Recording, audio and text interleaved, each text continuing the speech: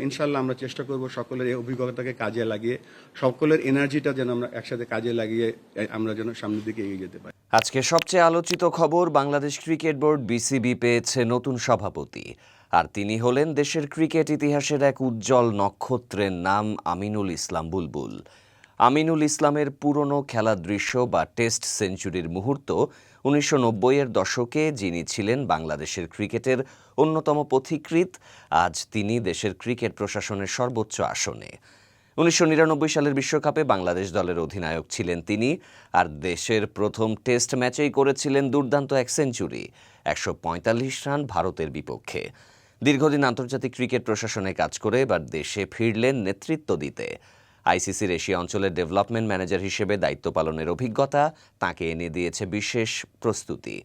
BCB board meeting, সাংবাদিক সম্মেলন, তার হাসি মুখে বক্তব্য, জাতীয় ক্রীড়া পরিষদের মনোনয়ন পরিচালক পদে আসার পর পরিচালকদের ভোটে তিনি নির্বাচিত হন বিসিবির সভাপতি হিসেবে। এখন থেকে ২০২৫ সালের অক্টোবর পর্যন্ত বিসিবির নেতৃত্বে থাকবেন আমিনুল ইসলাম বুলবুল। বাংলাদেশ ক্রিকেট এখন দাঁড়িয়ে এক নতুন সম্ভাবনার মোড়ে। বুলবুলের অভিজ্ঞতা, দূরদর্শিতা আর ক্রিকেট প্রেম হয়তো আমাদের ক্রিকেটকে নিয়ে যাবে আরও এক ধাপ ওপরে।